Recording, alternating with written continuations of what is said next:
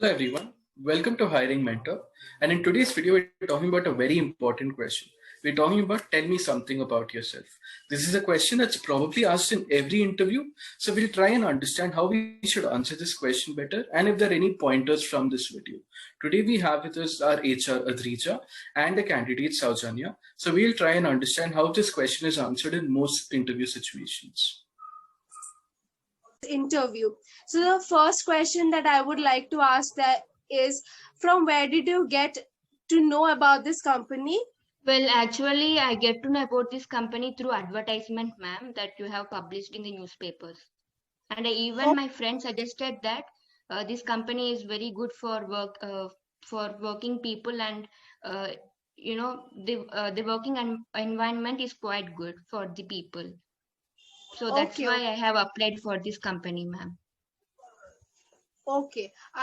So the question which I would like to ask you at first is, can you please tell me something about yourself? Yeah, sure, ma'am. Thank you for giving me this opportunity to introduce myself. I'm basically from Hyderabad, where I have completed my schooling and my intermediate over there. Then I joined in KL University to pursue law. I was a law student. I have completed my law degree before 2 years, and then I did my MBA in Bangalore. You might be wondering, why did I suddenly change my career from law to business? Because I'm very much interested in business management, and my ultimate goal is to work in a reputed company, and I really would like to see myself in a good position after a few years. And I'm quite confident and passionate about things I do. I can consider it as my strength. And coming to my weakness, I'm an overthinker. I overthink a lot and I'll be quite worried about small things. But actually, I am trying to get rid of it. And coming to my hobbies are reading novels and listening to music. I can say I'm a mellophile. And I really would like to create things like reusing paper and making it into craft. And to add additional details about me, I'm a fast learner and so enthusiastic in learning new things that I'm interested in. This is about myself, apart from the details I mentioned in the resume and the curriculum vitae, ma'am. Okay, that's great. It seems that you're holding a very strong CV, which we really require in our company. So my next question is, just now you said that you are really a good reader. Can you please mention the last book that you have read recently? Yeah, sure, ma'am. Actually, the last book that I read is The Blue Umbrella, which is written by Ruskin Bond, who is a great author. Okay, that's really great. It really shows that you're really a book lover, you know. Yeah, yes, ma'am.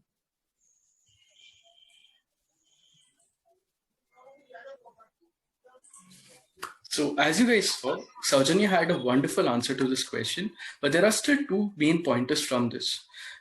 So as you guys saw, Saujanya had a wonderful answer to this question, but there are still two main pointers from this.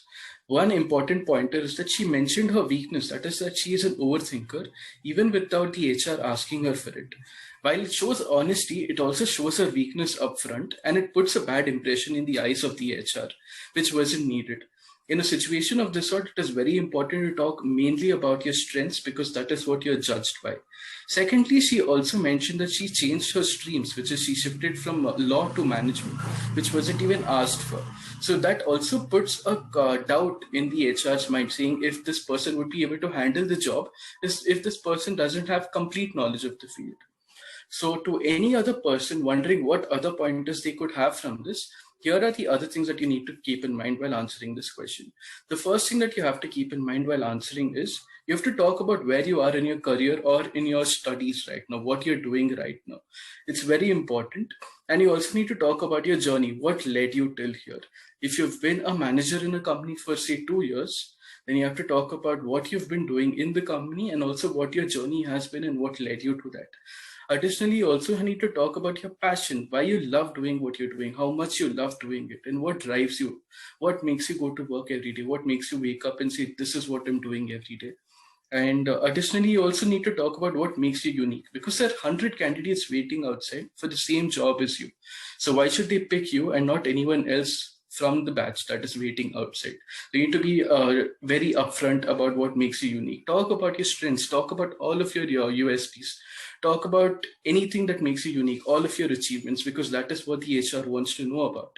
Make sure that you're judging the HR's body language, because that's very important. It shows how interested they are in you, how interested they are in anything that you're saying, because they don't have a lot of time to give you. So you need to make the most of the littlest of time that they're able to give you. So try and see if they're interested in that phase. And if they're not, you should maybe try and switch up and do something else. What you shouldn't do is basically, you shouldn't be talking about your family, your siblings, or anything else of that sort, because they're not interested in them.